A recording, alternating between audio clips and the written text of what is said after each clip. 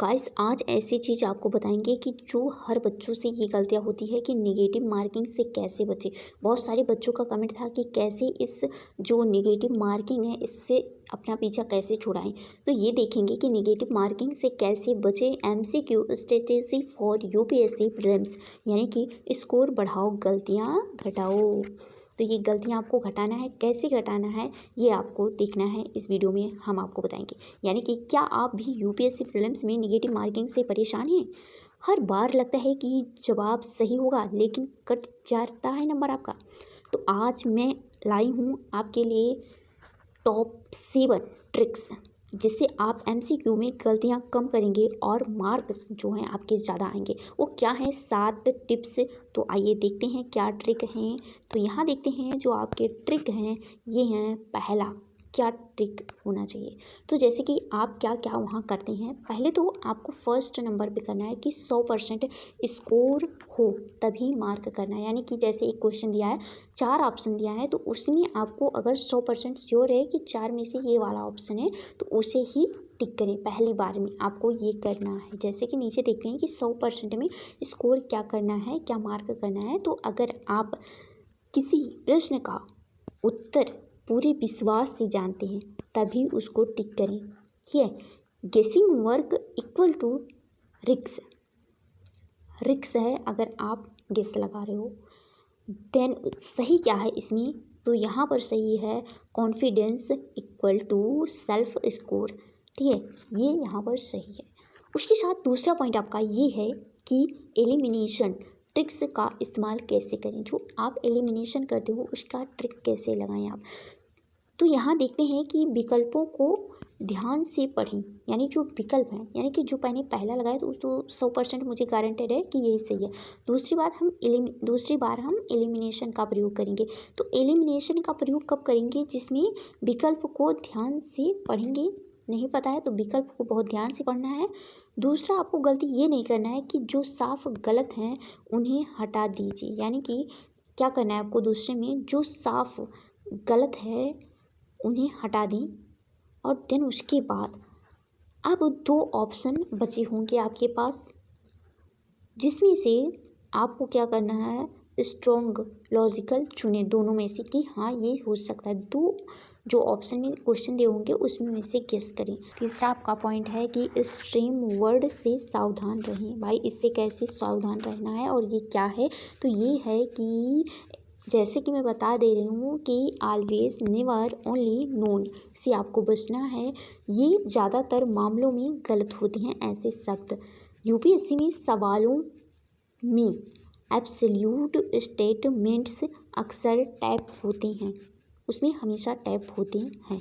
Then चौथा point आपका है कि 50-50 में फंसे हों तो सेल्फ रूल बनाओ। अगर 50-50 है कि 50 मुझे पता है कि जैसे 2 क्वेश्चन दिया है ऑप्शन में, चारों में से 2 में कि मुझे 50% ये है कि ये सही है, फिर दूसरा लग रहा है कि ये सही है, कौन सा लगाऊं, दिमाग नहीं काम कर रहा है। तो क्या करना है वहाँ पर आपको कौन सा रूल अपनाना है, तो ये रूल चौथा रूल आपको अपनाना है कि अगर आपके पास 2 विकल्प बचे हैं जैसे कि मैंने पहले बता दिया है और अब 60 से 70% स्कोर है कि हाँ ये हो सकता है, तो खुद से नियम बनाएं कि हाँ ये हो सकता है।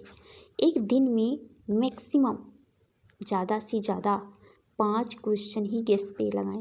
जैसे कि एमसीक्यू क्वेश्चन जब सॉल्व करते हैं तो गेस कितना क्वेश्चन लगाना है, तो 5 क्वेश्चन ही गेस लगाएं।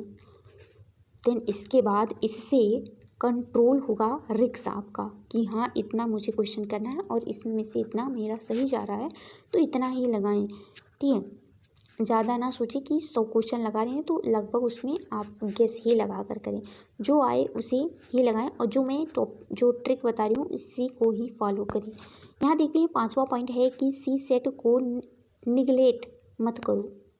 निगलेक्ट क्या करना है क्या नहीं करना है, भाई सी सेट को पढ़ो। बहुत सारे बच्चे ऐसे हैं जो सोचते हैं कि ये तो कट ऑफ होता है, ये तो हम आसानी से कर लेंगे। बहुत सारे बच्चे ऐसे हैं जो पास नहीं होते हैं। ठीक है, अगर सी सेट आपका चेक नहीं होगा तब तक जीएस का कॉपी नहीं चेक होगा प्रीलिम्स में। आप चाहे कितना भी अच्छा स्कोर लाए रहेंगे तो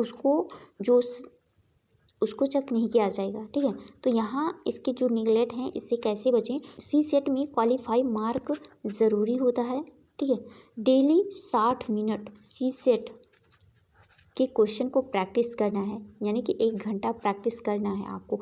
और अभी देखो पेपर भी होने वाले हैं 2025 में सीसेट के 25 मई से, तो यहाँ पर आपको ज़्यादा जो आपके वीक सब्जेक्ट हैं उस पर ज़्यादा ध्यान दें और जिससे ज़्यादा क्वेश्चन आते हों। यहाँ हम देखते हैं 6वां पॉइंट कि मॉक टेस्ट में ही गलती करो, असली एग्ज़ाम में मत करो। यानी कि जब मॉक टेस्ट देते हैं तो उसमें गलती हो जाए कोई बात नहीं, बट भाई असली एग्ज़ाम में नहीं करना है। कैसे?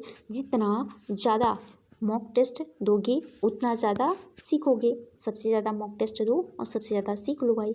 हर गलती को एनालिसिस करें, यानी जितना मॉक टेस्ट दें उसमें देखिए कौन सा पॉइंट छूट रहा है, कौन सा नहीं छूट रहा है, उसी को रफ में लिखें या फिर दिमाग में ही भर लें कि क्यों छूट रहा है, कहाँ से मेरा टॉपिक किस सब्जेक्ट से वीक है, उसे आप रिवीजन कर लें तुरंत, क्योंकि तुरंत करना बहुत बेनिफिट मिल जाएगा। अगर बाद में कहेंगे तो बात कभी नहीं आता, और कल भी नहीं आया है ना आएगा। और बार बार वही गलती मत दोहराएं, ठीक है। अगर मॉक टेस्ट दे रहे हैं, जितना देंगे उससे पता चलेगा आपको कि कितना नंबर उठ रहा है, कहाँ मेरा वीक है सब्जेक्ट, कौन सा टॉपिक है, ठीक है। ये सब आपको पता चल जाएंगे मॉक टेस्ट देते समय। 7वां पॉइंट है, यानी कि लास्ट पॉइंट आपका है कि अंत में एक रूल याद रखना है आपको। वो रूल क्या है कि मोर अटेम्प्ट्स मोर मार्क्स। इसका मतलब क्या है आपको कमेंट करना है, ठीक है। मार्क तभी आएंगे जब करेक्ट अटेम्प्ट्स ज़्यादा होंगे आपके। जब आप ज़्यादा अटेम्प्ट देंगे, ज़्यादा मॉक टेस्ट देंगे, तब आपके करेक्ट क्वेश्चन होंगे, आपको पता चलेगा। मतलब कि यहाँ पर क्वालिटी बढ़ा होगा, क्वांटिटी नहीं बढ़ा होगा, ठीक है। स्मार्ट बनो, ज़्यादा से ज़्यादा सही उत्तर दो, बस यही हमारा रूल था, यही हमारा ट्रिक था। बहुत ध्यान से जो बच्चे सुने होंगे उन्हीं के मस्तिष्क में ये बातें घुसी होंगी, क्योंकि अच्छी चीज़ें दिमाग में कहाँ घुसती हैं। हाइपोथैलेमस को थोड़ा सा छोटा करो और सेरिब्रम को, जो दिमाग में आपके है सेरिब्रम, इसे बड़ा करो, क्योंकि ये अच्छी चीज़ों को ही कैच करता है, तो इसे बड़ा करो, ठीक है। यहाँ हम आपको ये देंगे सजेशन, इसकी जो कंक्लूजन है कि क्या निकलेंगे। तो निगेटिव मार्किंग को हराया जा सकता है ये सारे रूल्स को फॉलो करके, बस थोड़ी सी स्ट्रेटेजी, सेल्फ कंट्रोल और प्रैक्टिस आपको करनी होगी। UPSC prelims equal to game of presentation, not guess. Thanks before you ticks.